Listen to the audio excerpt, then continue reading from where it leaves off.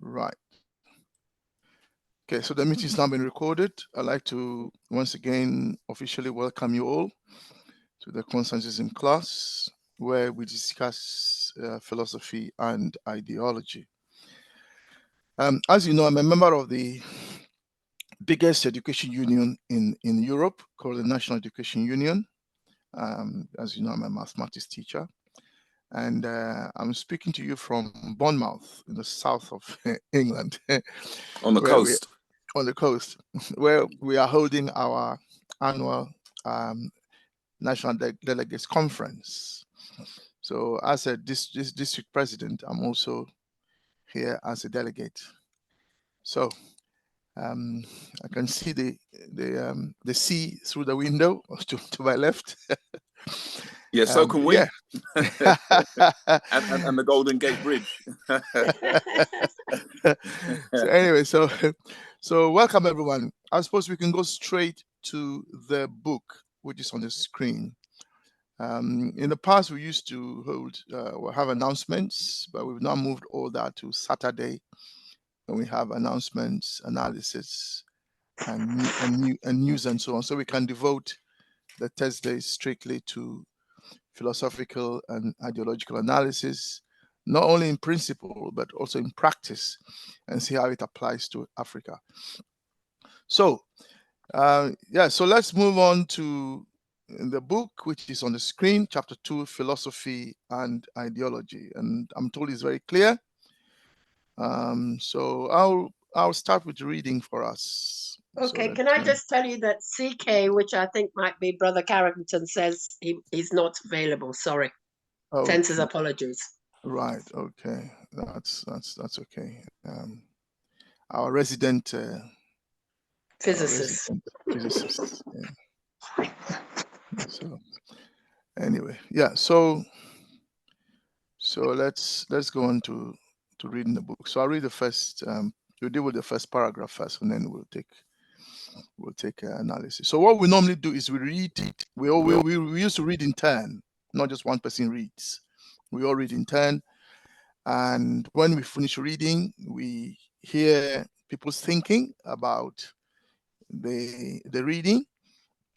And the reason we do that is that it is by thinking and expressing your thoughts, and whilst everyone listens to you and you listen to others, that you develop philosophically.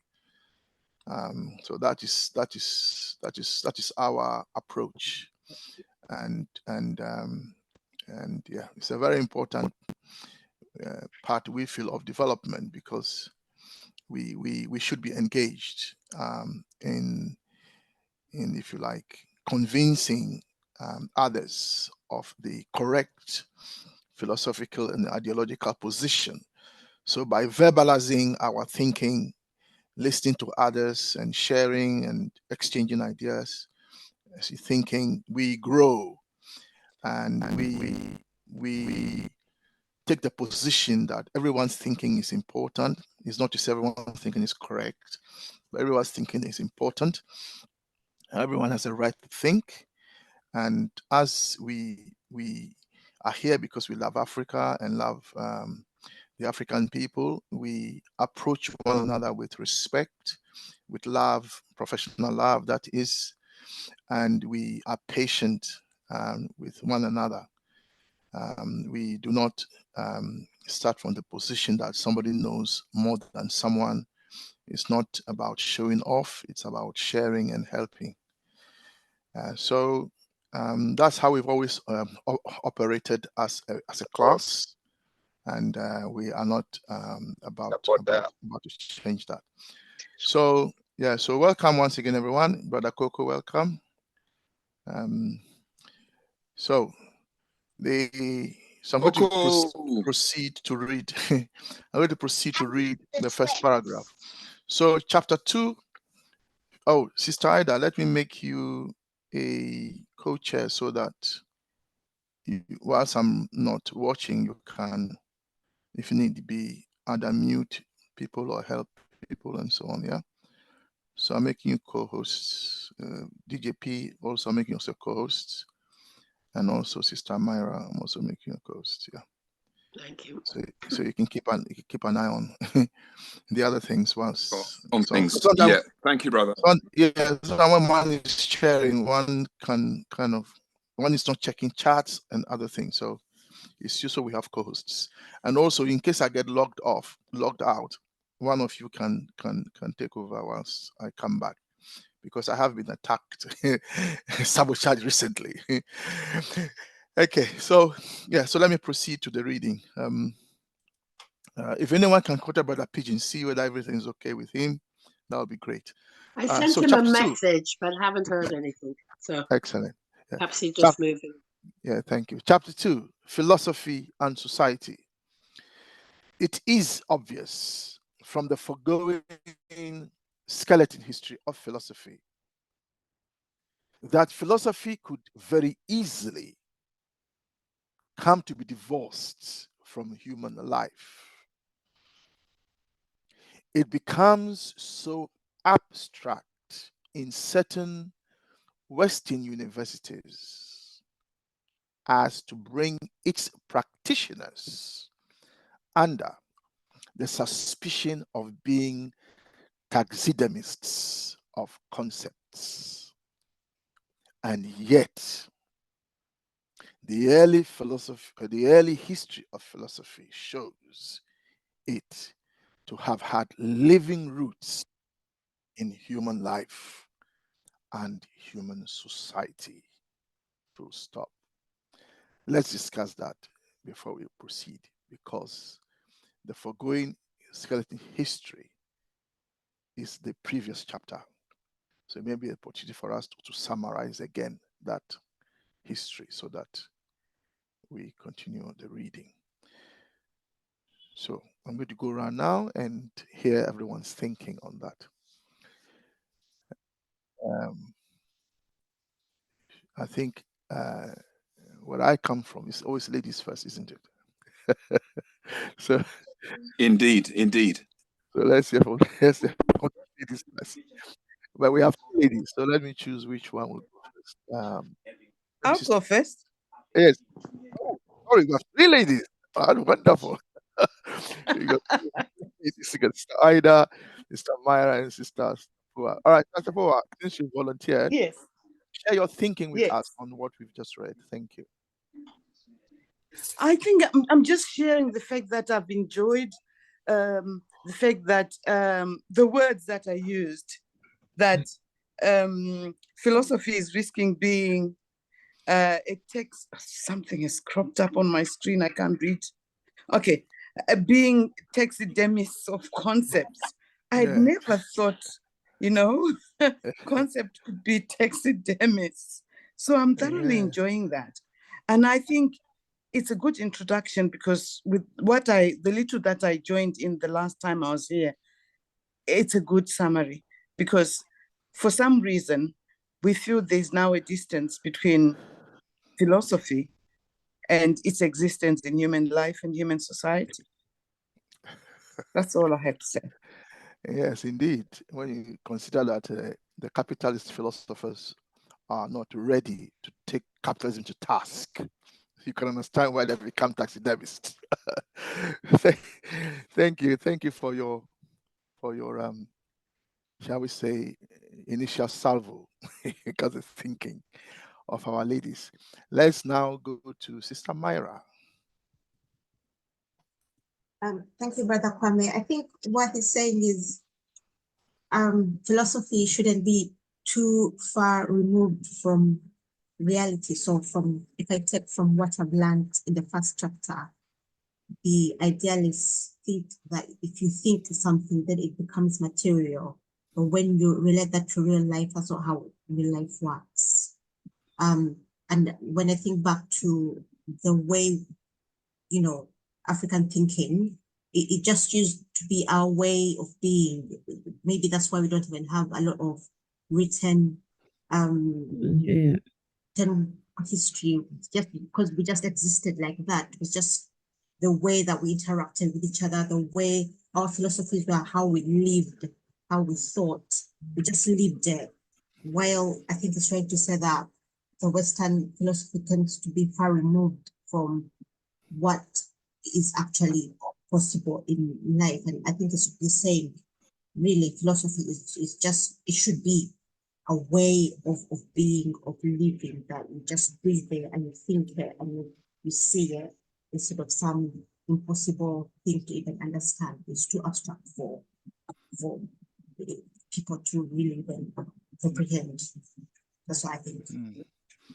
Thank you, Sister Myra. So we've heard from two sisters. Let me take the opportunity to welcome Brother Pigeon, who, as you know, is in the process of preparing to fly out to, I believe, the US. Is that correct, Brother Pigeon, the US? Hello, Brother Kwame. Yes. Is that correct? You're flying to the US. Yeah, that's the plan, isn't it? I'm told Geneva. I don't know if Geneva. Yes, Geneva. But Brother Kwame. Yes. Apologies for this. I thought the 7 p.m. could still be my 10 p.m. So I didn't know it was open. In fact, I went just to check on the Zoom. It's okay. It's okay. Don't worry. So I was talking to Brother. I think many people might then come in the second hour, because when I posted 7 p.m., it could actually mean an hour earlier. I know you people in the UK, that's why majority of you are in, is because your timing is almost, I know it's 6 p.m. It's GMT. It's GMT. But now it's still 6 p.m. Wait, no, GMT is not 6 p.m. It's we're GMT plus an hour, so we're forward. It's +1. Yes, +1 because it's summertime. GMT is GMT. Time in UK currently? +1. Hold on. +1 - 1. GMT is GMT. Yeah, London time. GMT London time is GMT London time. So once you use that, you're okay. But we hear you, so we should expect latecomers. Yes. Brother Kwabi. Thank you. Brother Kwabi, GMT in Ghana is 6 o'clock.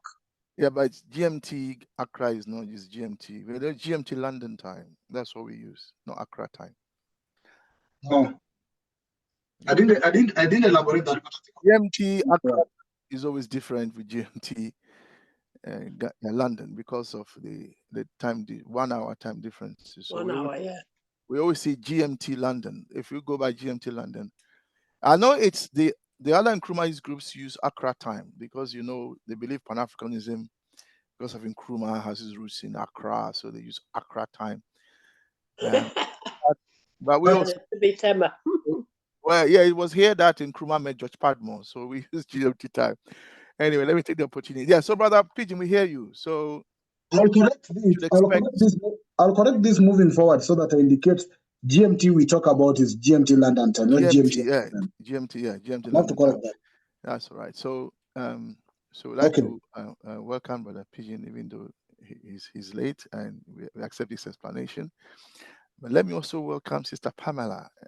Sister Pamela, I believe, is that Pamela that has contributed to our fundraising. Is that correct?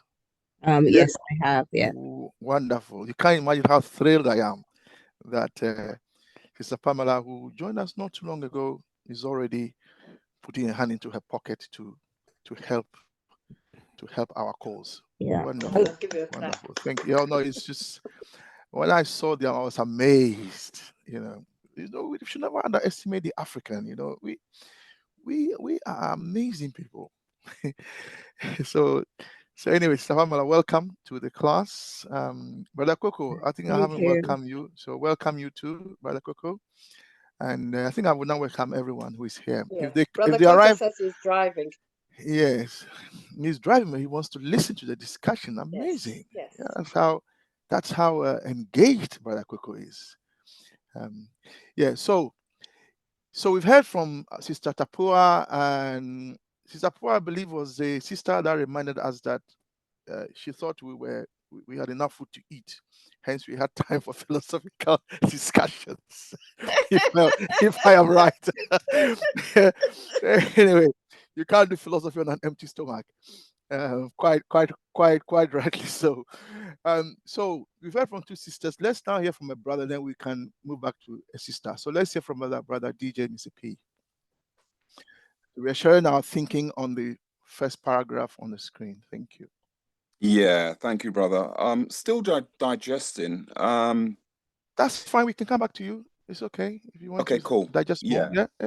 Yeah. And that's something I also need to mention. Although we want to share our thinking with patience, with love, with care, with respect for one another's thinking.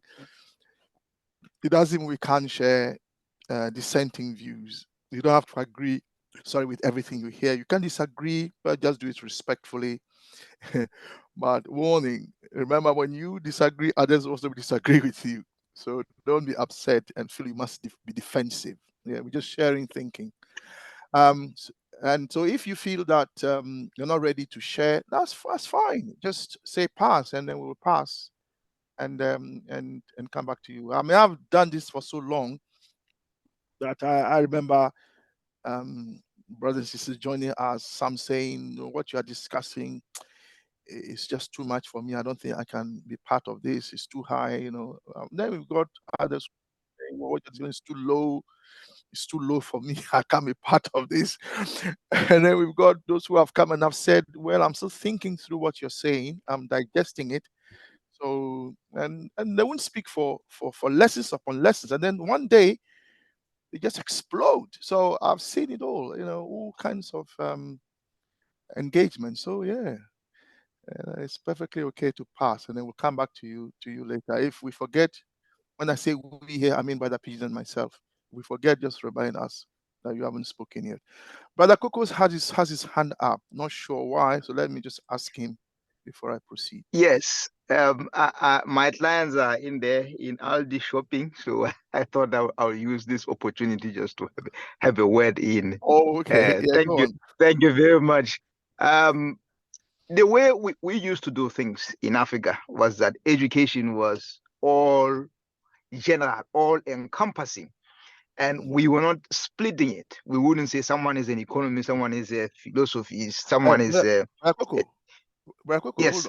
I take it you are contributing to the paragraph on the screen. Is that correct, or something else? I am. Excellent. Carry on. Yes.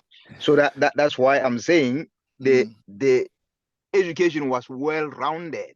Hence, the philosophy is more of studying how people think, how people do things, and it fit well within that environment. But recently, or of late, the philosophy has been divorced. People see philosophy as something of a luxury. I think, let's use the example of Sister Sapira here to say, okay, you guys are discussing philosophy here, which means you have enough to eat. It means like is a luxury, something never to be indulged in on empty stomachs. So it's that element here which Dr. Nguma is bringing us to say it's part of life. We are looking at what is life and how what is life came to be, and you cannot look at it separate from life itself. For you to understand philosophy, you have to understand life. It has to be part of that, but the way it has been taught, especially in Western universities, it means it has been separated from life. Yes. Thank you. Yes, and it had to be, because it's too dangerous. It's a threat to the work. It's a threat to the ruling class, especially when the philosophy you are advocating is calling for the overthrow of the ruling class. Why would they want you to continue? Especially when they control education. Anyway, thank you, brother Coco, for your contribution. So let's go to before that, continue, Brother Joseph. Welcome. And Brother Patrick, also welcome. If you're able to unmute yourself, Brother Patrick, that would be great. Keep trying until you succeed. So we are discussing the paragraph on the screen. We've heard from two sisters. We've heard from Brother Coco. Now let's go to Sister Ida. Oh, we've heard from Sister Myra as well. Yeah, Sister Ida. Oh, okay. Brother Joseph has his hand up. Shall I continue? You continue. I'll come back to him. Yeah. Okay. I love the fact that it says that in the past it was part of life, because it has changed so much. It's like those hidden histories that we now find out about. And like you said, it's so in a way dangerous that people have made it, or universities have made it so that it's not part of ordinary everyday life. And, you know, they make out that people have to be so intelligent before they'll even touch it, or in the way that they've made people like Marx and Engels and so on, as like they'd written big books. But at the end of the day, I think it was pamphlets they wrote. It wasn't even books. And here's Nkrumah having written this big book, and it's hidden to a lot of people. I love the fact that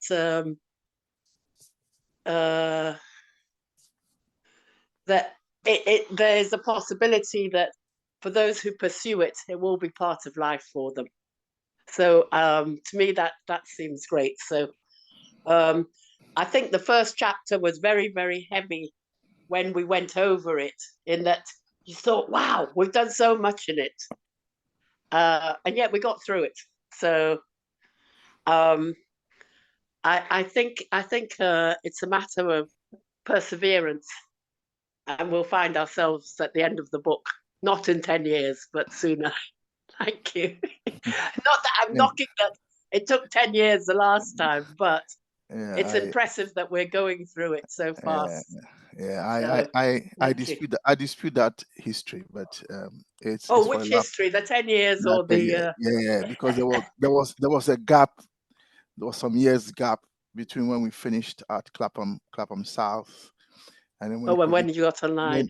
Then when COVID came, and then we went online.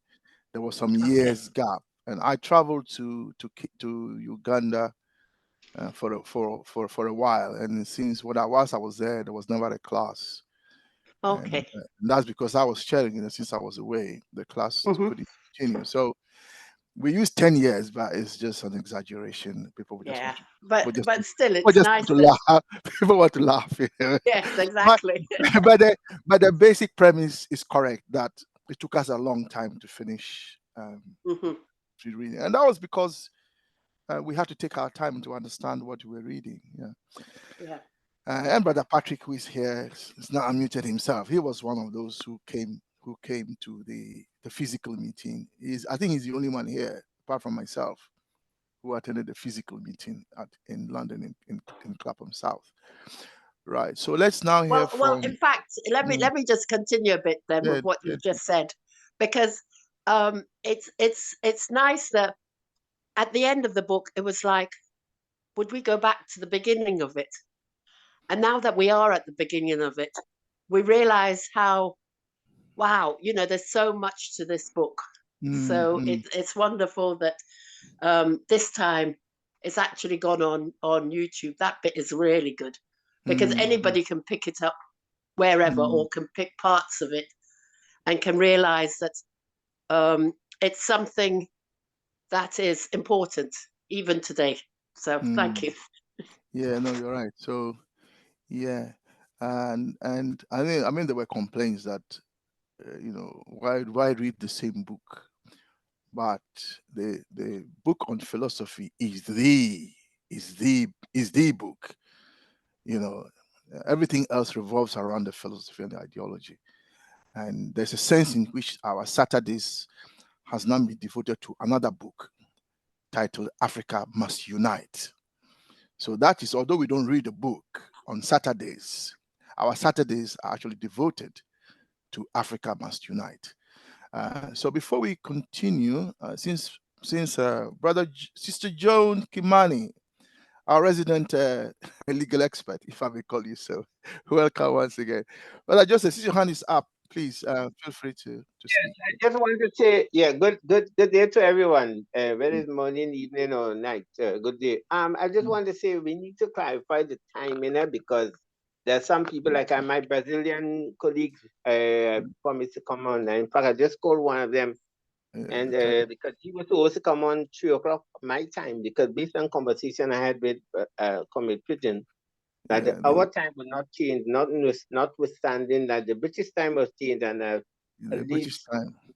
British time. Maybe you could put rather 6 o'clock your time. Brother Joseph, so that it's synchronized, because it's confusing to folks. So Brother Joseph, Joseph, the time hasn't changed. For us here, GMT London time is the same. The clock may go forward or backwards, but it's still the same. If people just follow the GMT, Brother Pigeon has already clarified that he put in the GMT Accra time. That's what the cause of the confusion. But it's always GMT London time. London, yeah, because that's where we are. Yes, And if but we brother, use, for me, not everybody understands it that way. So I think we need to I clarify. understand. I understand. So when Brother Pigeon sends out the poster next time, he will make that clearer. That is Okay. GMT London time. And so Because let's. one of the Brazilian colleagues told me that because of he was expecting to come on at least in an hour time, he will come in maybe half an hour time. That's So fine. You can come in another time. Let me take the opportunity to apologize to everyone else who got the timing wrong because of our poster. We sincerely apologize. But this program is not the clarify only that. one, because there are other programs that had confusion too. Yeah, so we will expect them, but at the same time, we apologize for the time confusion. Right. So we've heard from sister Brother Joseph. Since you've just spoken, would you like to take the opportunity to share your thinking on the paragraph on the screen? Well, yeah, I think very much. When I think about how we've been introduced to life and its living, it's being dichotomized, it's being compartmentalized, where life is whole, it's one. And such that even when we talk about education is divorced from the actual living and how, and I certainly agree that the way life was done in Africa, everything were connected. The various stages people went through life, the different phases, when you have to say the rite of passage and all of that, all it had to do with our understanding of life. But now it's been packaged in a way that that doesn't deal with reality. So, for instance, you could have somebody who's highly educated, but have no really understanding of the environment he lives in, the relationships that he's connected with. So I would think that I'm very much in support of the paragraph. What else should I say? It certainly is, the thing has its roots in the history of life and human society. So yeah, but Brother Anthony, bear in mind that there's a difference between specialists in the sciences, or people who study and devote themselves to one specialty. So, for example, if you're a doctor, you can be a dentist. If you train as a doctor, you have the opportunity to be a specialist. And some decide to be pediatricians. Some decide to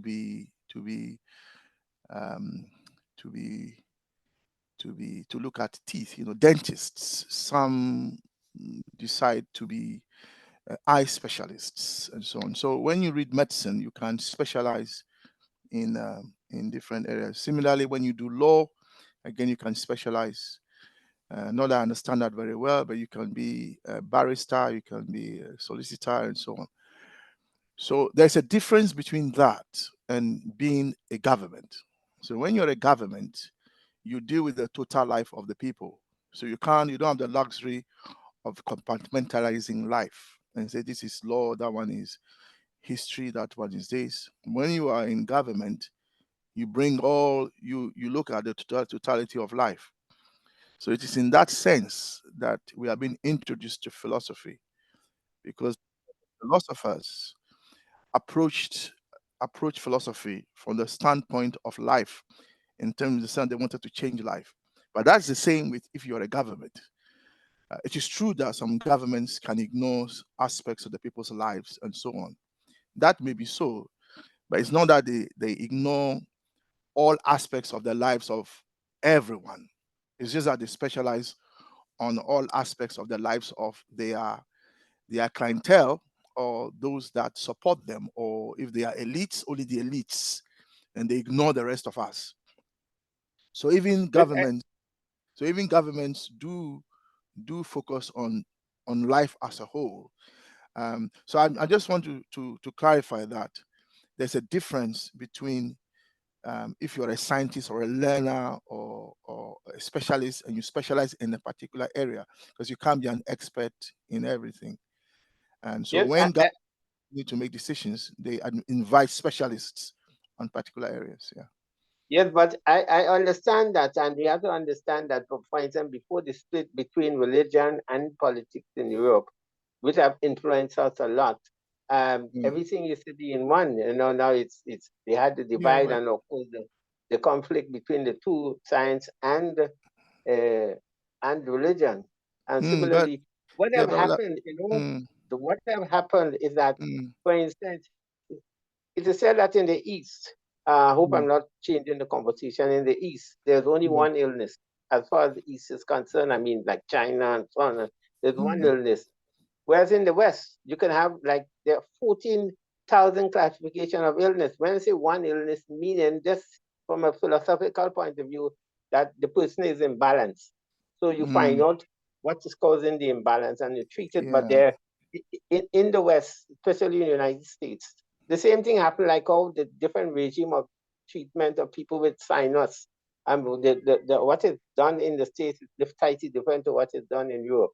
So you have all these kind of stuff because, again, it's influenced by capital, money. Same thing as the development of doctors in the West, like. Yes, but Anthony, but you can't say that if I come to you as a doctor and I have headache, you give me tablets for something else. No, I'm not saying that. I'm not saying that. I'm not saying that. No, I'm just saying that the approach, the philosophical approach, is like if something like you have a problem because there's an imbalance in your system or you with the environment and so on, and you work at treating that. But whereas because it is dichotomy, I mean the compartmentalization in the West, the person is not treated holistic or so. In the East, you will be treated more or less holistically, even though you might be the person, the physician also might be a specialist. Well, some will argue that. Yeah, some will argue that that is what has led to scientific breakthroughs, for which we reap the benefits. Anyway, but your point is made. We are discussing the first chapter on the screen. Thank you, brother Joseph, for your view. We've been joined by Onola. Not sure if it's a man or woman. So, brother or sister Onola, welcome. Thank you. It's a sister. Oh, another sister. Wow. Sisters, you seem to be beating us. Yeah. So, so we've heard from let me go through the list. We've heard from a few. Let me now go to Brother Pigeon. Brother Kwame? Yes. Hey, Brother Patrick, please keep yourself unmuted. Yeah, I'll come to you in a moment. Yeah. No, let Brother Patrick go first. Yeah. Oh no, he's only saying hello. He's not saying because he wants to speak. So it's okay. Yeah, you carry on. Okay. First, permit me to start by appreciating all of your comrades for continuously attending this session and actually getting a time to be here. So, yeah, hold on, Brother Pigeon. Yes, Brother Patrick. Something, but I can't wait. Okay, if you want to say something, it's fine. No, Brother Pigeon, hold on. No. Brother Pigeon, hold on. Yes. No. Let me wait. No, don't wait. Let me wait. I will wait. No, you're not waiting. You're speaking now. Thank you. Carry on. No, because it's diverting from the real thing. It's okay. You remember, you are the only one who has a right to stop. No. This is actually a literal diversion. I'm just asking for 5 minutes diversion for a comment from you. But right. I can wait. Let me hear from brother Pigeon, and then we'll come back to you. Brother Patrick, note that when you're speaking to the microphone, because at some points you go blurry. Yeah, we can't hear you properly. So just bear that in mind. No, that's my internet. No good. Yeah. Okay. All right. Yes, Brother Pigeon, carry on. So first, I appreciate all of you for your solidarity support, what you've done so far. I do sincerely appreciate that, and I'm looking forward to make it whatever you're saying, making my travel out. So I appreciate your support, all of you, and those of you who have contributed, and those of you who are still willing, either contribution in whatever means possible, not even monetary, any support. Thank you very much for that. Hold on, Brother Pigeon, hold on. You're assuming everyone knows about what you're talking about. let me make something clear. So, brothers and sisters, Brother Pigeon, who is a co-chair of Constantism and who lives in Kenya, and who has been very instrumental and supportive of this class, and who has helped us to really advance our teaching and learning.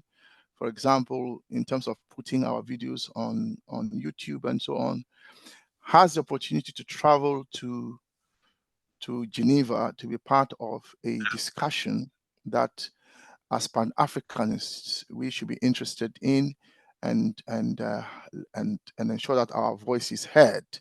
So Brother Pigeon is going to that meeting from the Constantism point of view, and he's going to be sharing his views, philosophical, theological views. So we in the Constantism class have decided to support his visit. It's the first time he's traveling outside of Kenya. It's the first time he's got a passport. So hooray, hooray. And so so he's traveling to Geneva, and a lot of us here have already contributed in our own small or big way to his fundraising. He needs to raise $1,450, which is £1,115 sterling, and he's managed to raise just under half of that. Some of the great contributors to the fundraising, if you don't mind me mentioning you, I hope you don't mind. Our Sister Pamela here, and brother Joseph, who together contributed £200. Massive, that's really massive. Sister Ida has contributed close to £80, I believe, by now. And others have pledged, and our brother DJ Mr. P opened a GoFundMe page for Brother Pigeon, which has raised some of the money as well. And so we are on track to raise all the money he needs. So if you are here and you haven't already contributed, Brother DJ Mr. P or Brother Pigeon himself will share the GoFundMe page on our chat. We will also share, hopefully share a fundraising letter. And so everyone can, according to your means, you can contribute.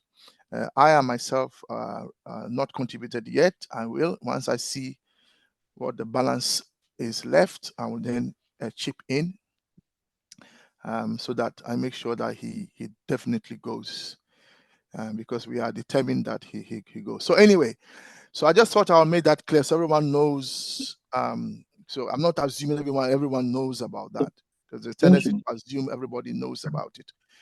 So in short, our Brother Pigeon is traveling to Geneva on our behalf, and he needs to fundraise for his ticket and travel and lodging, and we are helping with that. We've raised about half of the money. We need to raise about another £500. So if you're in a position to support, do. If you've already given and you want to give more, we welcome it. Thank you very much.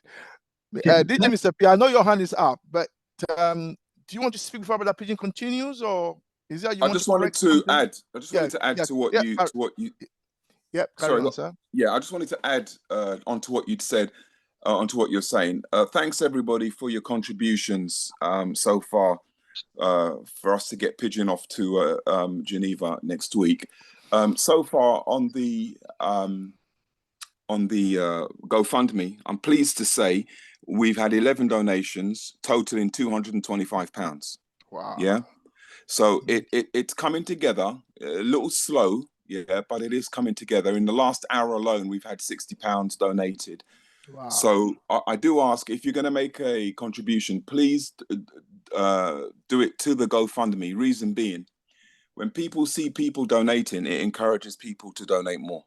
Yeah, when people see, because beginning of the week it was very, very, very quiet, but in the last couple of days it's been picking up. And so far the biggest contribution or donation we've had so far came from a young lady in America who I spoke to this afternoon, and I asked her to donate, if she could donate $10. She donated £55. Wow, that's amazing. And could you believe, Sister Pamela here and Brother Joseph, £200? I was like, wow. Yeah. When Pigman told me, I'm like, wow. I texted and said, did you say 200 pounds? And I'm going to come in. I'm very, very sorry, but I have to tell you that Sister Pamela has been to Geneva to one of the UN things, so she knows how special it is. So though you might or not, Yeah. Sister No, Pam. thanks for that information, Sister, to contribute to the thinking. So I'm just waiting for her explosion when she starts sharing. Brother Kwame, I was hoping to keep it quiet. Sorry about that. Sometimes Sister Pam, I agree with you. Some people just can't behave when it comes to money, Okay. Thank you, Brother Kwame. Permit me to proceed. Yeah, hold on. Give someone to remain silent. Please let us know. Before you speak, let me welcome Brother Lulari Virus. Welcome, brother. Brother Lula Riberos, welcome. And who else has just joined us? That's it. Yeah, Brother Kwame, that's one of the brethren from Brazil, from Bahia. Did you hear me? Yes, Joseph. Yeah. From one of the brothers from Brazil. Yeah, thank you, brother. Yeah. Cool. Okay, thank you. Thank you, Brother Kwame, for experiencing some technical challenges. Thank you all for joining. Thank you for your kind word and your contributions. Permit me to proceed to the text today, but allow me also say that indeed the change in time in London has changed our time of class, because in Kenya we are supposed to be starting always at 10 p.m., but it seems today it started 9 p.m. So there has been changes in 1 hour in all of us, 1 hour behind, because your clock has moved 1 hour ahead. So I'll be changing our text for notification, and I'll now have to include all time zones, which means I have to indicate what time it takes place in East African time, Central African time, Ghana time, and the Caribbean time. Now we are having Caribbean brothers. So I'll have to move XML to include all those timings so that it be so specific. So thank you very much for that. Now, my contribution in regards to this text, mine is that this first paragraph is discussing how philosophy, of course, we know philosophy is the study of knowledge and existence, can sometimes become too abstract or disconnected from real life. This also happens when it is studied, as it said here, in certain Western universities, where philosophy is treated like a dead subject that doesn't have any relevance to human society. But however, this text also points out that philosophy has its roots in human life and society. In other words, it was originally created to help the people understand themselves and their place in the world. So even though some philosophers might make it seem like an irrelevant subject, but there's still many ways that philosophy can be applied to our everyday life. Overall, my understanding, this text actually is highlighting how important it is for us to remember why we study philosophy, not just as intellectual exercise, but also as a way of understanding ourselves and the world better. So basically, that's my thinking in regards to this paragraph. Thank you. Brother Kwame? Thank you. Thank you very much. Let's hear from others. Let's go to Brother Patrick. Yes. First, I'd like to say to Brother Pigeon, especially, I'm so proud to know that. Sorry, brother, you disappeared into the matrix. We missed what you said. Brother. I know. Sorry, it's my line. It's so bad. Mm-hmm. Can you hear me? Yeah. Go ahead. Yeah. No, I want to say I'm so proud of Brother Pigeon on the possibility that, well, the reality that he will get the opportunity to go and do the work. And I have contributed, but it was not necessarily my final input. It was just reactionary. I do have a slight problem in that I try to avoid certain things with my family because they cut the noises they make. So one of the biggest problem I have is how to get the money to somebody. Yes, I understand. So, Brother Patrick, if I do certain things, by the way, just so we all know, 50 pounds. Yeah, they're critical and criticize and all sorts of things. Talk about either a giveaway or this or that. But I would, if necessary, like to to input more. Okay. Anyway, I'll put the link in the chat. I'll put the link in the chat. No, brother DJ Mr. P. That doesn't work for Brother Patrick. So, Brother Patrick, I see. Sister Ida will contact you as before and then help resolve that. Yeah. Yeah, because what I can do, I can go to the cash point and take the money, but then I'm not able to give it to no one. Yeah, so don't worry, brother. Sister Ida will get in touch with you and then we'll work something out. Well, I can go with someone to the cash point. Yeah, we'll contact you, brother. Yeah. And then Okay. The other question. Yeah, go on. Yeah, the question. No, it's what I was asking your brother Kwame. It was just a diverting thing, but I just want you to just quickly respond to it. It's not really a paragraph or anything, but it's just a reaction. That Dr. Nkrumah was a Catholic. Was he? No, just a reaction, just a quick reaction. That's all I'm asking, please. Well, he attended the Catholic. So the school he attended was a Catholic school, and when he finished his education, he was asked to teach in the primary school, the Catholic primary school, and this is before he went to Achimota in Accra, where Dr. Kweji Agre and others had set up the Achimota school. So if somebody thinks he's a Catholic because of that, well, they're entitled to their opinion. Others have said Nkrumah was a Muslim because they saw him praying like Muslims do in Flagstaff House. If somebody wants to make the argument, we will not fight over that, because that is not an issue for us at all. Yeah. Good. No problem. Yeah. Okay.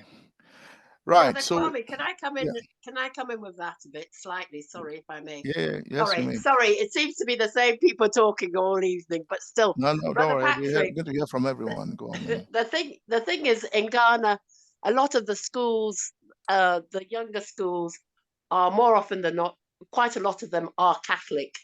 I mean, for instance, my first school was Catholic, but it doesn't necessarily. I'm not a Catholic, but when you're 7, they try to get you to join the Catholic Church and what's its name you and get your first communion and stuff. I remember going home to tell my dad that our school are telling us we should join the Catholic Church and stuff, and he just blew up and said, "Oh, that's how these Catholics get everybody," So all I can say to you is that it's one of the things at home that it's one of the schools you go to half the time. Thank you. No, if I could just say quickly. The only reason why I say something is I'm insulted by the statement. But the real thing is, it's one of these people who claim they read the book for 10 years. So the point I'm making, that's why we still need to keep reading the book, because we could read it forever and still don't understand anything. Well, when we read it, it's also for new people, really. Those who think they now understand it, we give them our blessings to go and then explain it to other people. What Sister Ida is mentioning is correct, historically correct. I mean, I went to a Catholic boys' school, secondary school. I'm not a Catholic myself, but I went to a Catholic boys' school. It was a boarding school. For those of you who know, may not know, back home, a lot of the secondary schools were boarding schools. In England, where I am now, a lot of the secondary schools are day schools. Back in Ghana, that's unheard of. When you go to secondary school, you leave home and you go and live on campus. I'm sure Kenya is the same, and so on. So, and the schools were set up by the missionaries and the Achimota school I mentioned was set up by the state. It was the colonial government that set up Achimota to train new leaders who will take over the post-colonial state, if you like, or the colonial state, if you like. Right. So returning back. So, Brother Patrick, is that all you want? Yeah, had? yes, thanks, yes. Okay. So let's now move on to so for those of you who have joined us, we are contributing to the paragraph on the screen. So let's now go to Brother DJ, Mr. P, who's had time to ruminate on what he read. Yeah. Feel free to pass on, brother DJ, Mr. P, if you're still not ready. Okay. It looks like he's still not ready, so I'll go to Yeah, I'm here. I'm here. Yeah, go on then if you want. If you feel ready to share your thinking. Yeah. Sure, I can chip in a couple of bits. Yeah. Having listened to Coco and Joseph, I do. My thoughts are aligned with theirs in terms of when I look at philosophy. I don't see philosophy as something separate to our being. As you know, we consist of mind, body, and soul, or mind, body, and spirit. And it seems as though here in the West, they have separated that for maybe even political reasons. You know, as an ordinary person, you're not meant to know what philosophy is. You're not meant to think. You know, philosophy is about thought, and it's about thinking, and your way of being and how you live life. Yeah.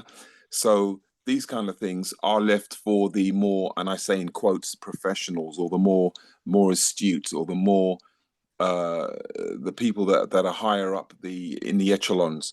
These are the people that are meant to be doing philosophy, not ordinary people like you and I. So I know very much when you look at Ubuntu, and when you look at African philosophy, and when you look at how we live originally in Africa, everything is part and parcel. Everything is one. Nature, us living with nature, how we do things, everything works together in sync. Whereas in the West, it's very much compartmentalized and very, very much separate. So that is what I do understand. Hence, under the suspicion of being taxidermists of concepts, that line there, that line there says a lot. That line alone there says a lot. So yeah. So it's all part and parcel of life. Okay. Do we all know who a taxidermist is? Yeah. A taxidermist is a person that stuffs animals. In other words, kills them and stuffs them. Yeah. In other words, it's what you see in an animal, but there's nothing there. It's not a real animal. It's fake. It's not real. Yeah, that's fine. But do we know where in the UK you can find these animals? If you take UK for instance, there's a building where you go there and you see all these stuffed animals. Museum. Yeah, that's which one? Which of the museums? Natural history. Not so much the Madame Tussauds. It's a natural history museum. Natural history. Yeah. That is where you go and you find all kinds of animals. Dinosaurs and all of that. All of them, yeah, with the birds, and they're all stuffed and they are all hung up in they are there for display, so you can see the different kinds of animals from different parts of the world. So that's Natural History Museum. Many people don't know that there was an African in Edinburgh who was an expert in this, Edinburgh University, as I understand it, and he, Charles Darwin, yes, the famous Darwin, he worked with this African, and it is from this African that he learned what a lot of things that he talked about. And one of the goals of Charles Darwin when he wrote The Origin of Species was to dispute the racist view of life. But many people don't know this, that he was trying to dispute that no, Africans are not different. We're all from the same species. Yeah, but that has been lost in the argument. It would be, yeah. but that was his motivation for when he wrote the book, The Origin of Species. That the racists the racist origin is not correct, and basically got this thinking from the African from whom he learned taxidermy. Anyway, so we've heard from a few of us. We haven't heard from everyone. Let's go to our brother from Brazil, Lula. Is it okay to call you Lula, brother? Is that okay?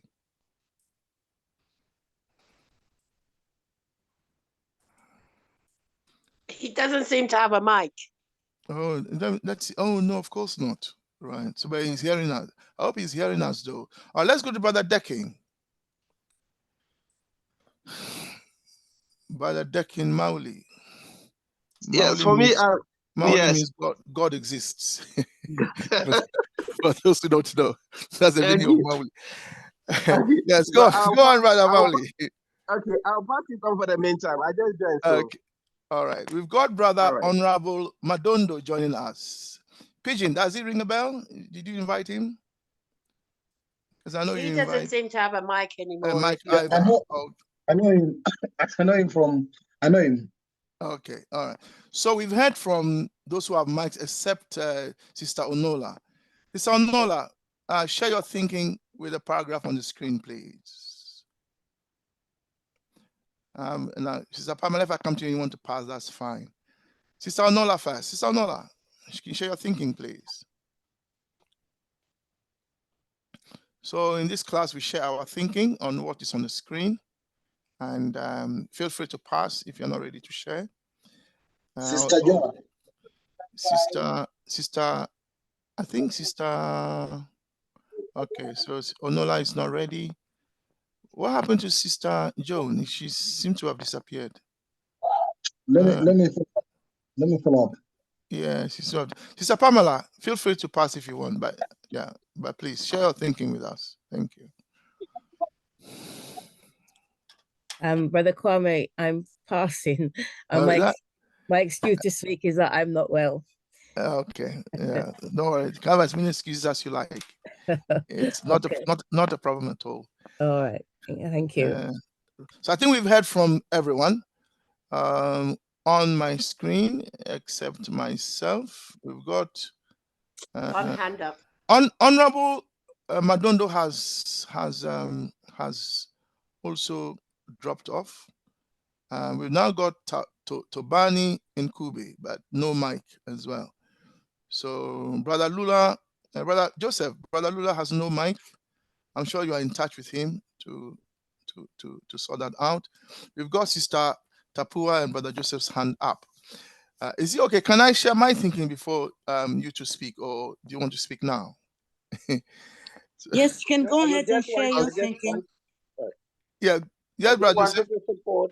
I just wanted to support what you said in terms of Darwin. My understanding, I just don't remember the name of this person who actually wrote most of the book, but wrote the book, but he could not present it to the officials because he was a commoner, something like that. And so that Darwin took his place. Darwin took credit for the book, but the Species of the Origin. I don't remember the name of the guy, but some way if I search enough. I didn't know if he was African, but at least there was another person involved in that the making of this book. But he could not advance it because he was a commoner or whatever. Maybe but Joseph, the guy who stabbed the animals in Edinburgh was from the Caribbean, as I understand it. But I'll get his name and share it later. So let's so my thinking is this. So I'm sharing my thinking on the paragraph. So we went to the skeleton history of philosophy, and that skeleton history basically was looking at the legacy of philosophy that we have inherited as Africans. But I didn't put it that way, but that's the way that Nkrumah put it, because we are now asking ourselves as Africans, so what philosophy are we going to use to liberate, unite, and develop Africa? And if we are going to do that, then we have to look at the history of philosophy. But then we can't look at all the history of philosophy. So Nkrumah and Constantism focused on the two big questions, if you like, which is what is our universe made of, and how do we explain that which it is made of? And as we recall, there were two answers. Our universe is made up of matter or spirit. And if we want to explain it, we can explain it. If you're an idealist, you explain it using spirits and ideas. If you're a materialist, you explain it using matter. And so those were the two big questions, which then means that there are only two main philosophies on our planet. There's a philosophy that upholds spirits and their ideas, and then there is a philosophy that upholds matter. And those are the only two big philosophies there are. So we looked at that, and then we looked at which one should we use as Africans? If you are going to unite, liberate, and develop Africa, which philosophy should you use?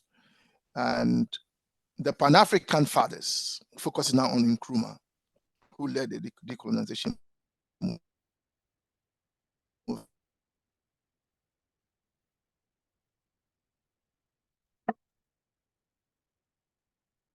Brother, I think you're frozen, you know. Yep. Okay. Yeah, has he frozen? Brother Kwame is experiencing some technical issues. We can proceed. So yeah, I think once he's able to reconnect, he will be able to proceed with his contribution. But permit me to know the two hands that were up so that they can go ahead, please. One was the sister. Yes, sister, can you go ahead? Okay. I hope I did not disappear. Yeah, you did. You froze and disappeared. Yeah, that's why you're all co-chair, so that if I disappear, you can. Yeah. So can I continue then? Sure. Okay. So yeah, you notice as soon as I am sharing, suddenly the problems with my my connection. Anyway, so yeah. Sorry, may we have the paragraph back up, please? Yes, sorry. Let me do that. Brother Thank you. Yeah, he was having difficulty sharing. That's what he was saying, sister. When he shares, the line drops. So in other words, it's a data issue. Yeah. Okay. You mean let me do it from my side. It's okay. I've reshared it. Brother Pigeon, if I drop off again, then you share. Okay? Okay. Right. So as I was saying earlier, so let me go back to the page. Yeah. So that was a skeleton history of philosophy. And so there is something called conflict of interest, as we all know or may not know. And the conflict of interest arises when your personal position conflicts with the public position or with the position of the organization you're working for. And sometimes you have to declare it so it's known. Sometimes you have to excuse yourself from certain positions if that conflict of interest is such that you cannot fulfill your role. So your personal belief, whatever they are, should never conflict with your duty to African liberation, unity, and development, if that is your belief. In other words, if you believe that your contribution to humanity in terms of the African position is to help in the liberation, unification, and development of Africa, then you cannot hold certain private. You can hold certain private beliefs, but you cannot bring them into the public arena because they are your private beliefs. And if there's that conflict of interest, then you either excuse yourself or you put the public interest first. I won't go much into that because there's a lot to say about that. But let me just continue with what is on the screen. So Constantism looked at at idealism and came to the conclusion that believing that the universe is made up of spirits and their ideas is of no use to us as Africans, because as you all may know, the history, it was that very view that was used to colonize us and steal our resources and so on and so forth. And so then Constantism then began to look at materialism and looked at the material and then came to the conclusion that materialism is the way to go if we want to unite, liberate, and develop Africa, for different reasons. One of them is that only materialism provides a scientific view of the universe. So if you want to build bridges, you have to use science, technology, engineering, and mathematics. You can pray all you like till the cows come home. No bridge will be built. No angels or spirits will come and build a bridge for you. You have to build it yourself. And the way you build it is to have the finance, the technology, the materials, and so on to build that bridge. If you want water, if you want the population to have water, drinking water, and not rely on pond water, canal, boreholes, and so on, you want everyone to have drinking water in their homes in terms of their welfare, you have to have pipes, and pipes require technology, engineering, mathematics, and so on. You can pray all you like, but prayer is not going to build pipes. It's not going to build an African society with pipes in their homes. Those are just small examples. That is not to say prayer is not useful. That is not to say that you can't pray in your personal life, but don't come to the people and tell them to pray for water. Don't come to the people and tell them to pray for pipes, to pray for water, drinking water in their homes, because otherwise you are just deceiving the people. So we look at the history of philosophy, and then having looked at skeleton history, Nkrumah then makes a point that it can come to be easily divorced from human life. And that is because the whole point of philosophy, as we'll see in the next paragraph, is that it is about changing things. Philosophy, I don't know whether you're all familiar with the saying of Marx, Karl Marx, I mean. And Karl Marx is reputed to have said that philosophers have explained the world. The point is to change it. So philosophy will explain the world. But initially, philosophy was about changing the world. And that is why philosophy in my language, Sophia, which is the teachings of God, or the teachings of the higher beings, however you want to put it, always came from a word called voodoo, which means freedom, the freedom of the state, based on science and technology, which has become voodoo that you hear in mentioned, and so on and so forth. So philosophy was about science, technology. It was about transformation. It was about changing things. But it can become easily divorced from human life, in the sense that people will say they have a philosophical position, but they don't relate it to changing lives. That's how it can be divorced from human life. And when we say human life here, we mean all humanity, not some, like the Israelis in Palestine. Only Jews, for them, have human life. Everybody else is a human animal, or it's not a human being, or it's grass that should be mowed, and so on and so forth. But that is not the African position. So it's very easy for philosophy to be divorced from human life. And the Western universities are the main culprits.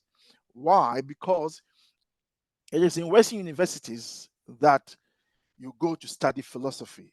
And the problem with Western universities is that they are underpinned by a system of exploitation called capitalism.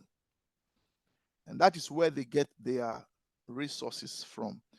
In fact, some of the universities were set up with capital exploited from other people.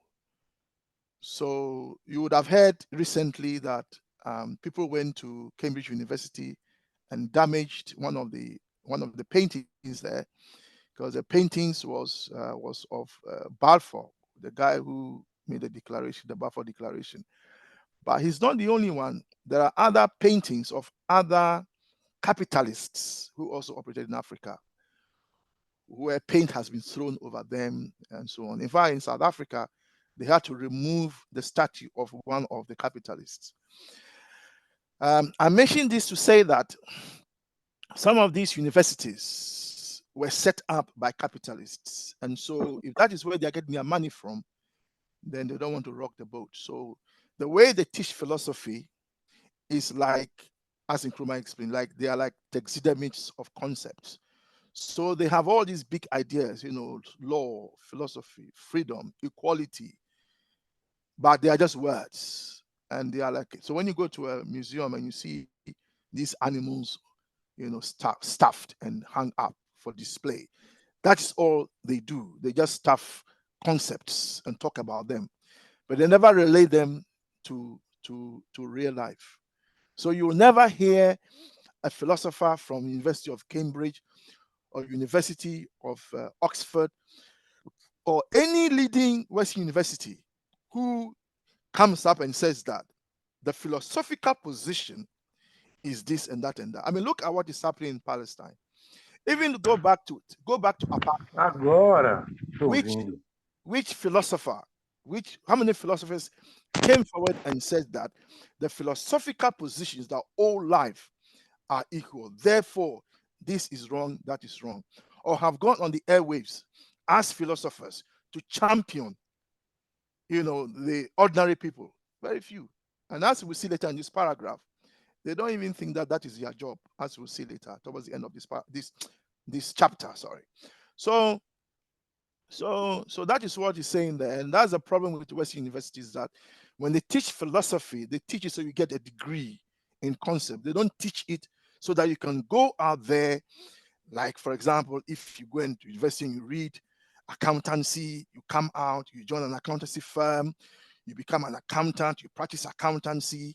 If you want to be an architect, you go to school, university, you go to school of architecture, you read architecture, you come out, you join a firm of architecture, architects, you become an architect and you practice it.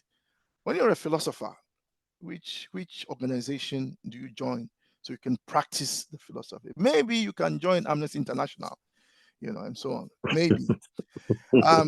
But there is no organization apart from the NGOs, some of the NGOs that actually specialize in the big ideas. They are there, some of them are there, but they are solely there to buttress Western capitalism and not to challenge it. And so the last line of the paragraph says that, and yet the early history of philosophy shows it to have had living roots in human life and human society. So as we will go on to see, the big philosophers, not that we will later on find some of them were they stole African philosophy, like Aristotle and so on. But whether they stole it or not, from us or not, Plato and Aristotle and Socrates, and they really wanted to change society. In fact, Socrates was imprisoned because they accused him of wanting to to corrupt the young people, as we'll see later. You see, so when they went to Africa and they came here in Africa, when I say here, I mean Africa, to study the philosophy from the African priests, they went back. They wanted to change society, and some of them died for it. So it is to say that the whole point of philosophy was to change human life and human society. So when the Nile was inundated and geometry was born on African soil, and geometry, as you know, geometry, it was used to divide the land. It was used to measure the land and to divide the land, because when the Nile flooded, your land was under the water. So which is your land? Can you tell me where your land is? Well, it's under the water. No good. But when the Nile then subsided, then the land was now clear, full of fertile, very fertile. Then now you can divide the land and say, okay, your land starts from here and ends there. So you measure out the land. That is where geometry started from. Yes, geometry, mathematics. That's where it began in Africa, in ancient Egypt. So this is to say that philosophy, if you want to see geometry and mathematics as part of philosophy, which you should, because we'll come across it in chapter 5, then you see that it has its roots really in human life, human society, because in agriculture it was used to measure out the land so that farmers can farm. They then farm their produce.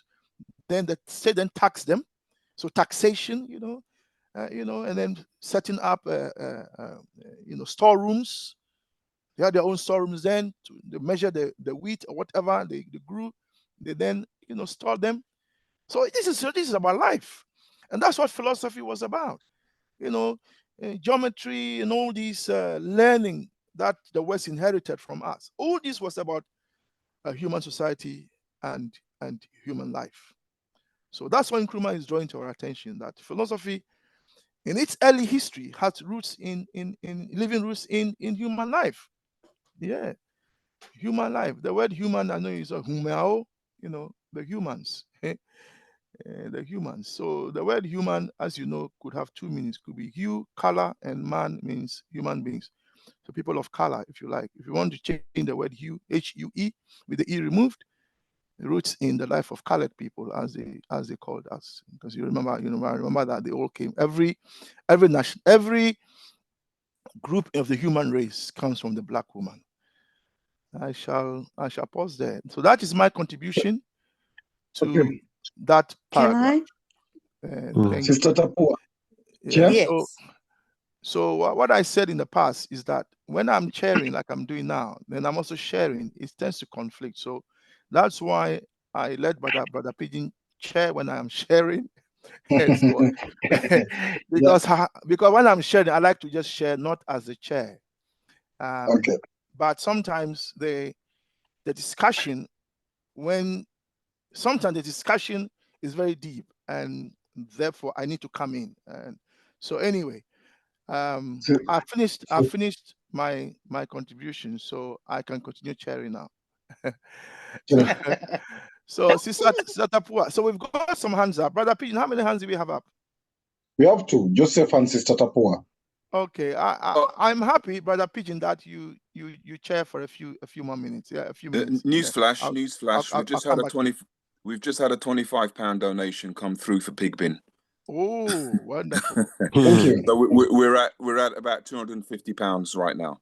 Wow, amazing! Thank you. Amazing. Well done. Well done. Cool. By the way, I'm yet to donate. We know you're going to be the most generous. I might challenge Sister Pamela and but we'll see. We'll get there. We'll see. Okay. Sister Tapua, yes. can you come in? Yes.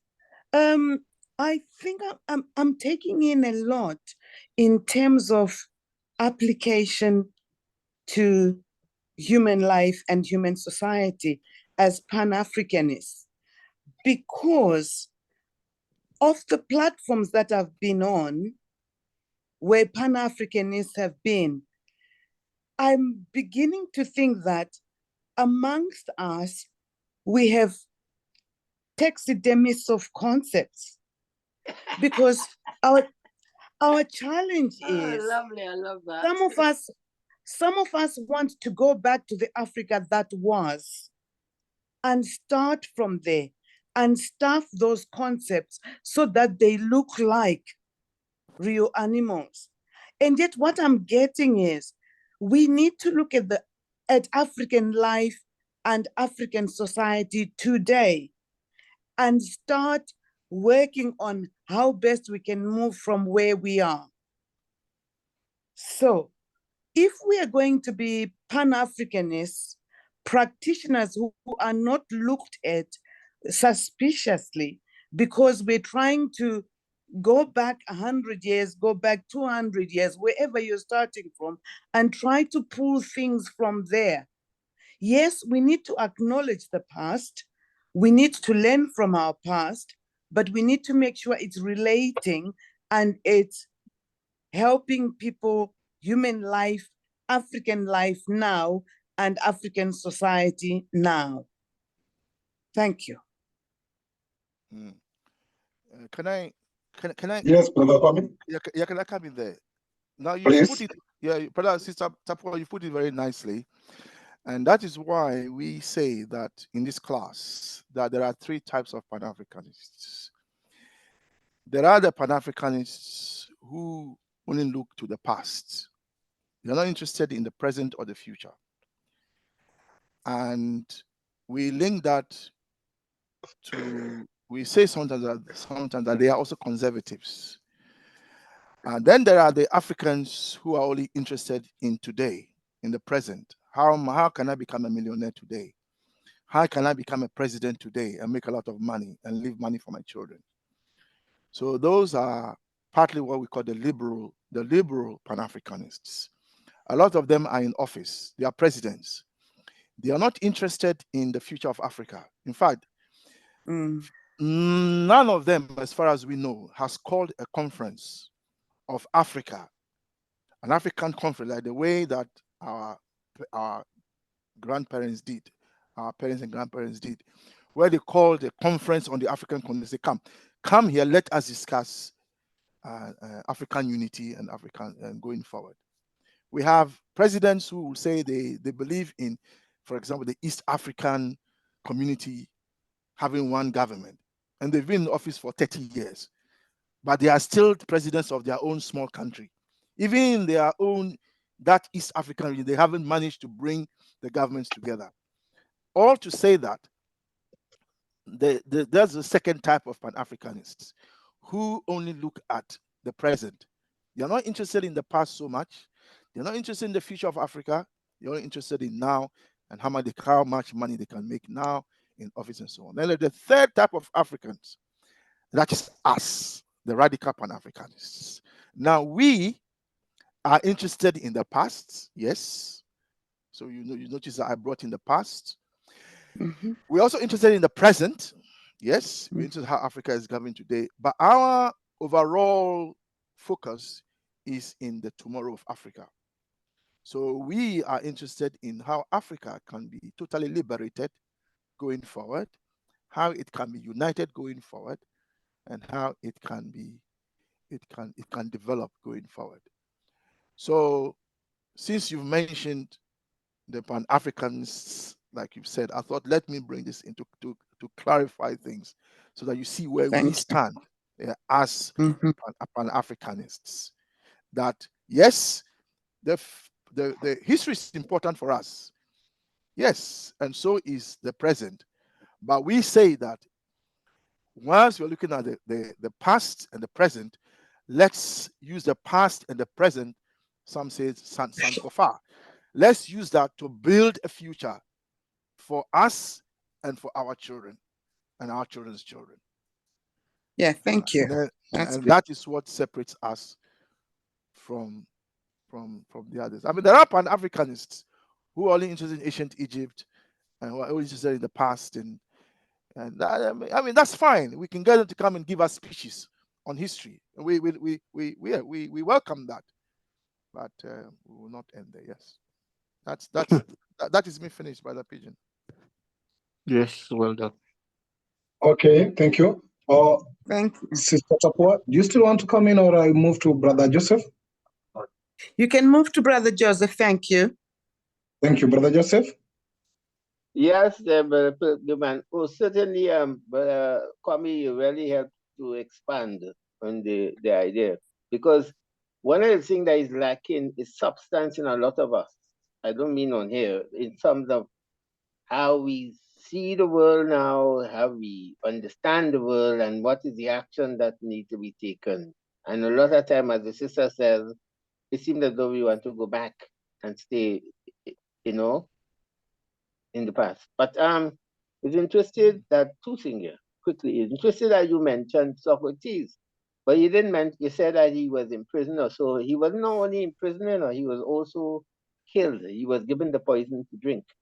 And for me, since I was in my teenage, I've been called, one of my sobriquet was Socrates. I mean, there's a guy from Dominica that literally wrote a poem in a conference on me because he said I asked questions, who, what, when, how, whatever. That time I didn't even know much about Socrates. It's interesting. The other thing I want to acknowledge the reappearance of Brother Lula, and maybe you probably give him a chance to say something. I think he have a mic now, so maybe ask him to introduce himself to the gathering. Brother Lula. Thank you, Brother. Thank you, Brother Joseph. Yep. Brother Lula.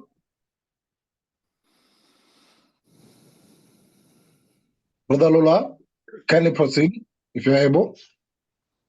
Yeah, he needs to unmute himself first, and then he can speak.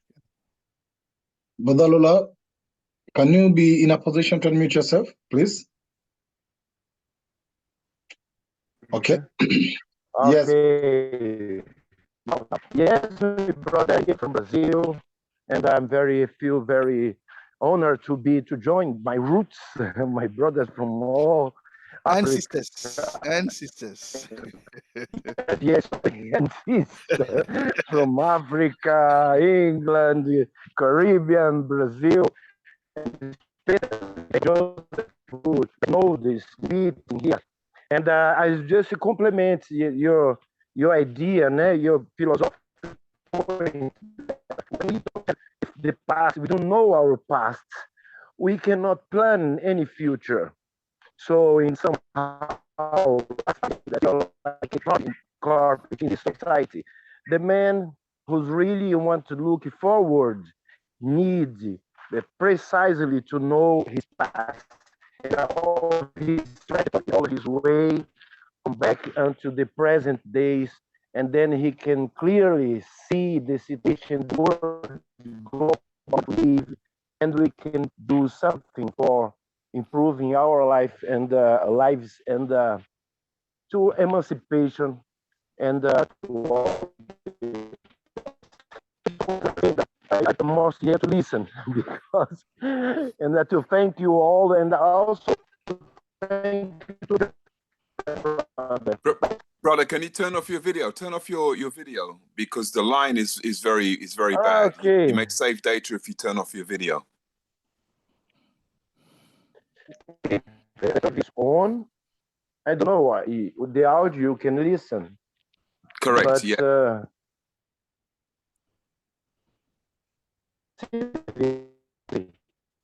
No, it's only the icon. That's my okay. Icon. That we can hear you now. We can hear you better now. Okay. So do I speak again, because did you hear something I said, or yeah, if you could repeat. I'm yeah, just a point please. that. All right. Okay.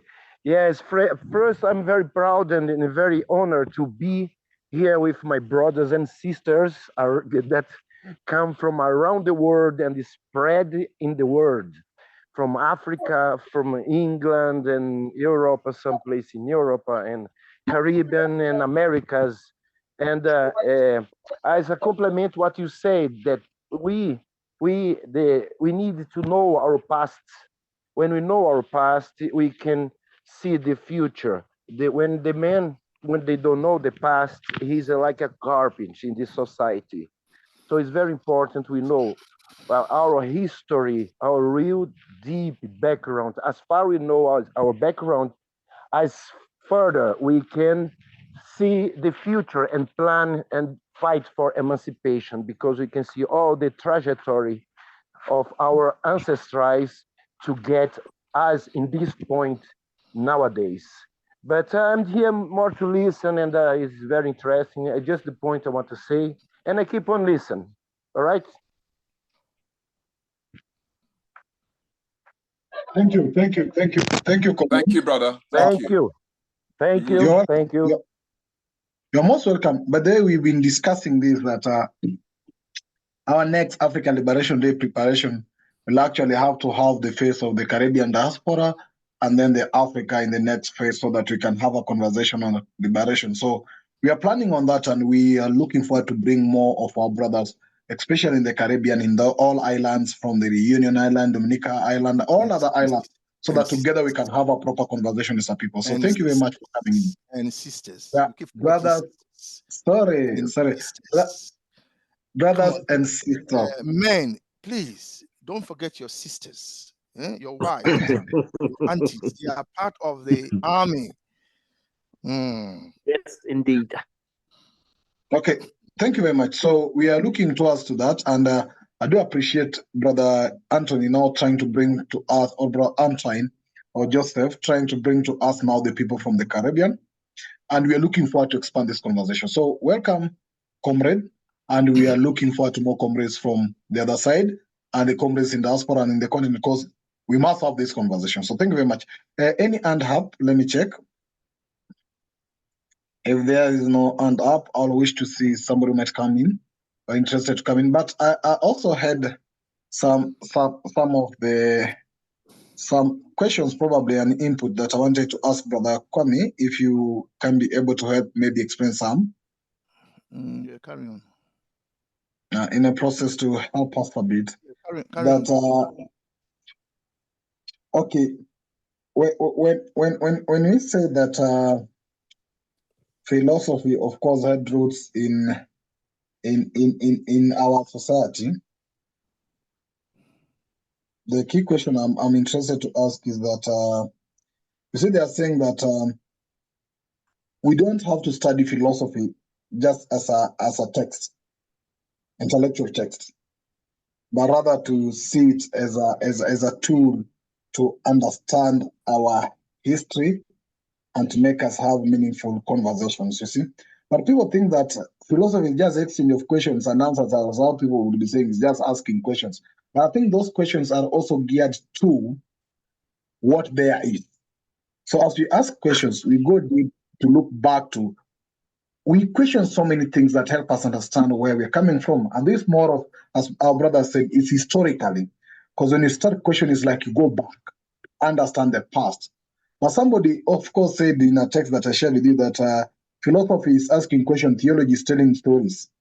And therefore, there could be differences in between. But I think when we start questioning, but it doesn't mean philosophers don't tell. Yes.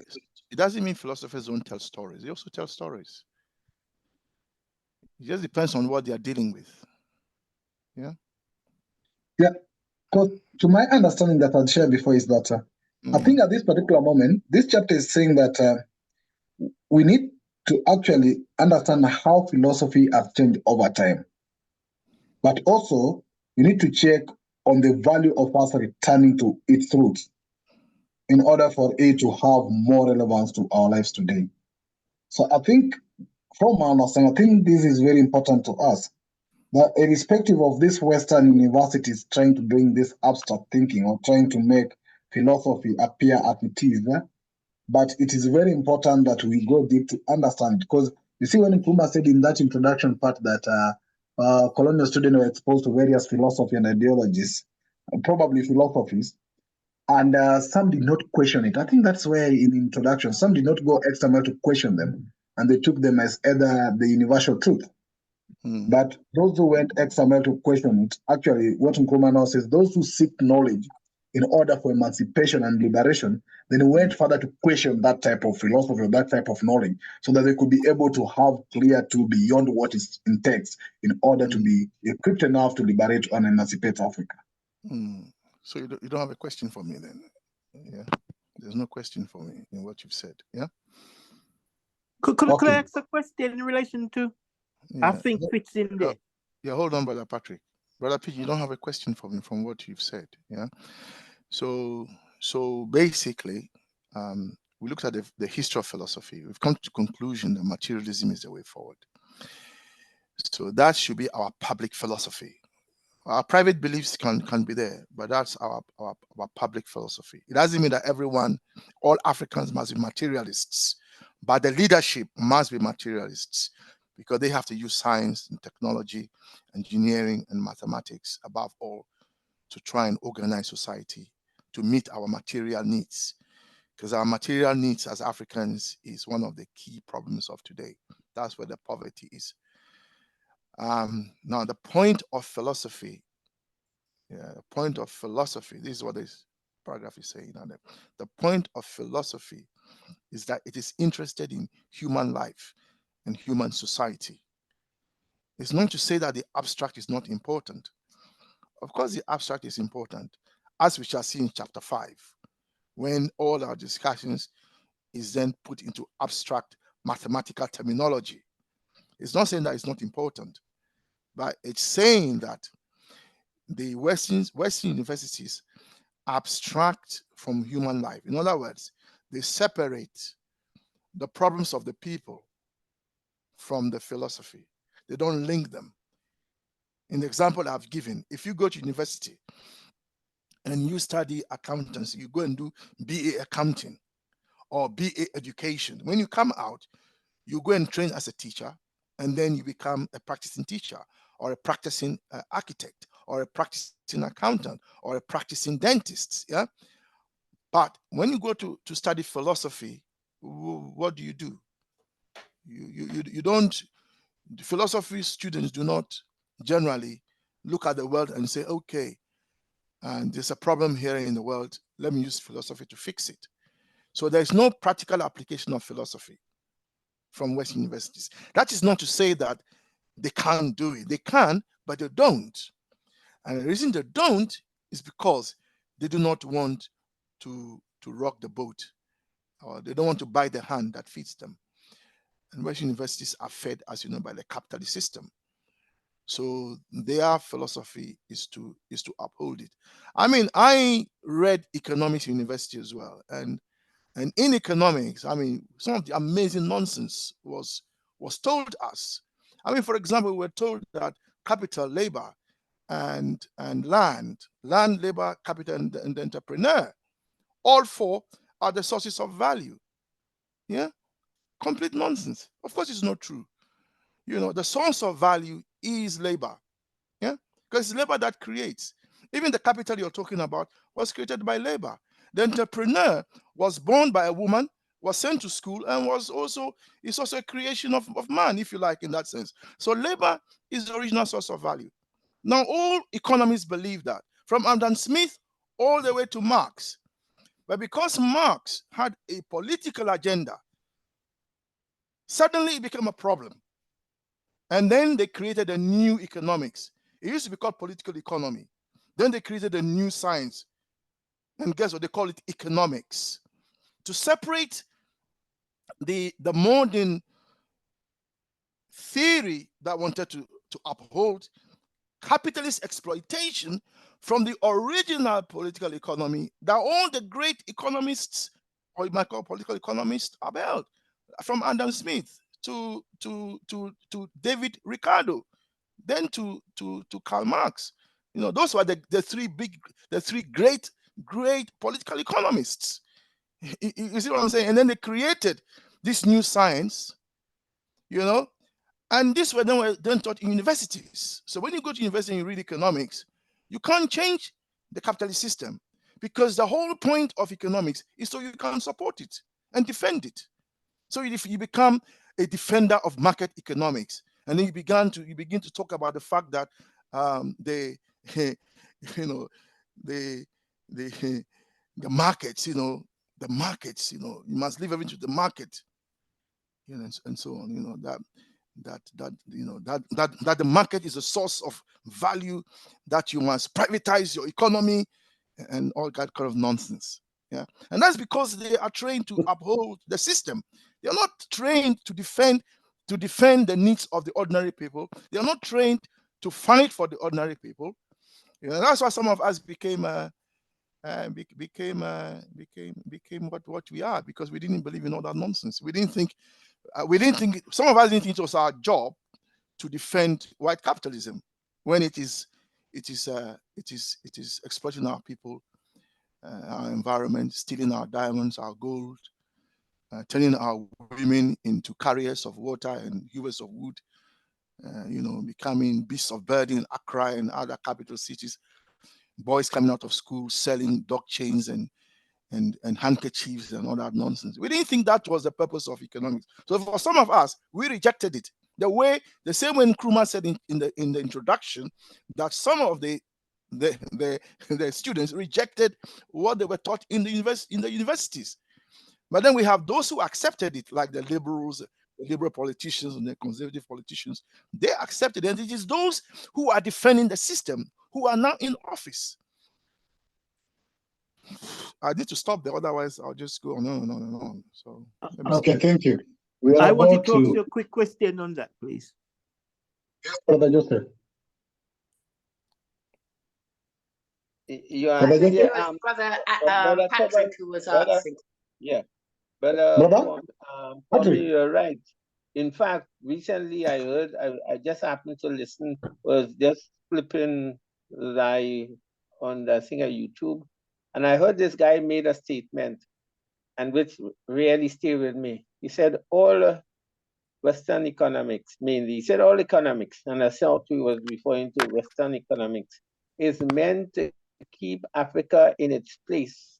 All the economics that people study, because it's to ensure that the West continue to get the supplies of the material, the raw material of Africa and so on, and so that the economic is steeped in ensuring that the prevailing frame of mind, the frame of reference is maintained so that the exploitation to continue. So the economics economics of scarcity in the first instance. I mean, these are the things we need to question. The scarcity of what? I heard the same thing, brother. I heard the same thing too. Yeah. So that's what I would share that mention that to add. Okay, thank you. Brother Patrick was supposed to speak. Yeah, I was just wondering if Brother Kwame could then make a quick comment on the concept of ideas then. Ideas in terms of and I never get that word right. Well, which ones? Let me just be brief, because I've spoken like in for example business, you then have the labor and all those things. So you also have the person who is back his idea with the money. What about the idea then in that?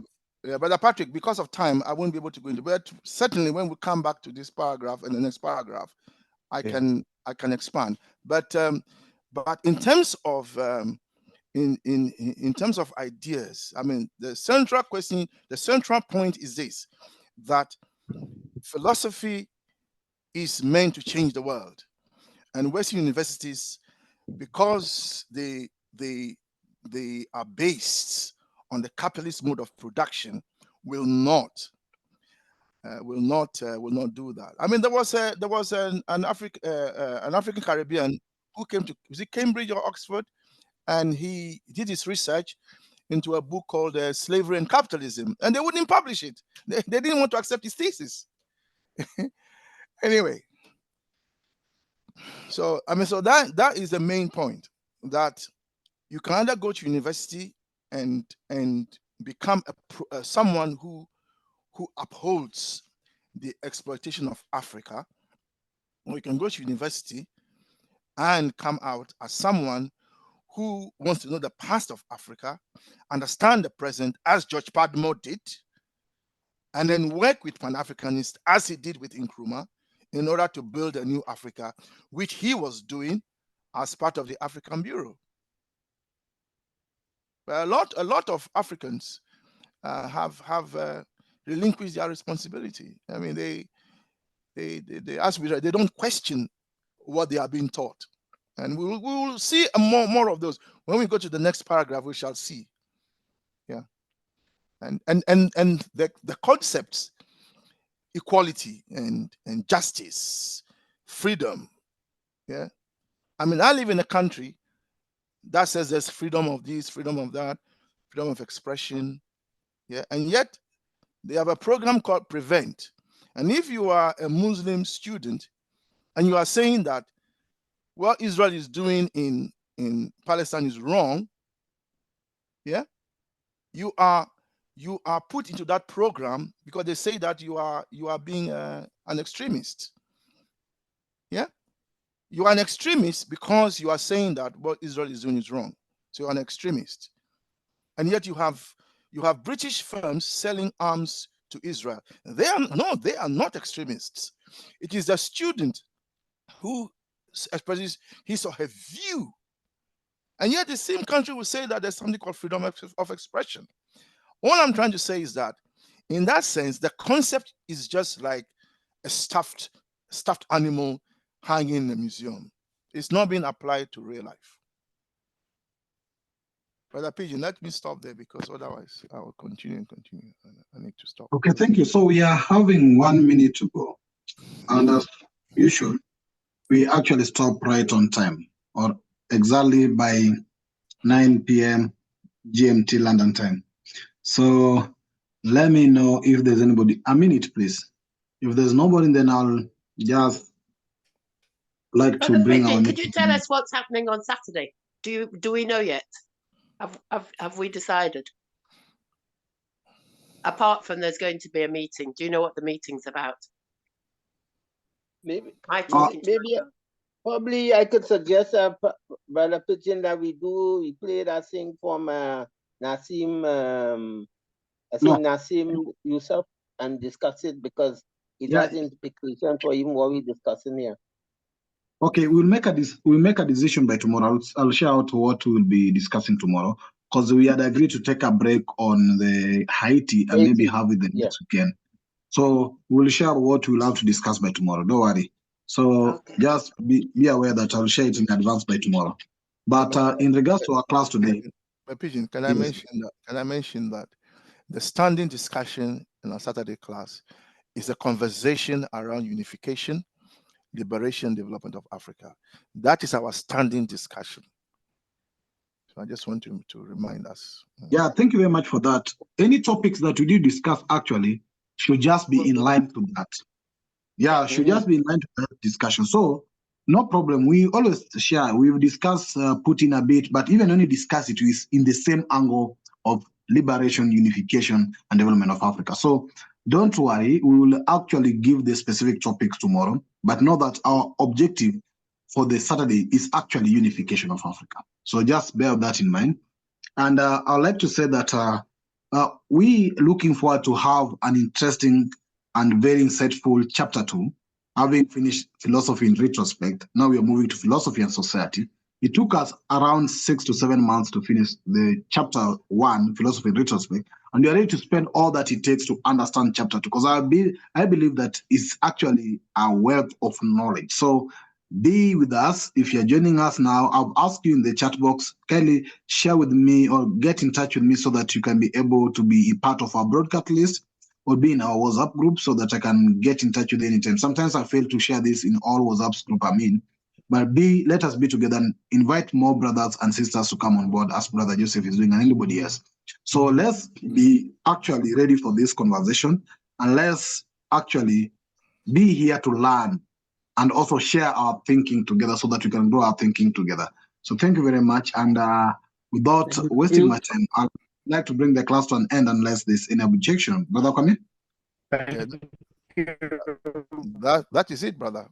Yeah, that is it. Thank you. Thank you all. Bye-bye. See you Saturday, I hope. Thank you. Thank you. Great session, everybody. Great session. Thank you. Bye-bye. And if you haven't donated yet, please donate. If you can't donate, share the link. Yeah, please. Let's get our brother Pigman off to Geneva. Yeah. Yes, please. Share it. Thank you. Thank you. Bye-bye. Thank you. Bye-bye. Bye-bye. Thank you. Good afternoon. Brother Pigeon, have we stopped the recording?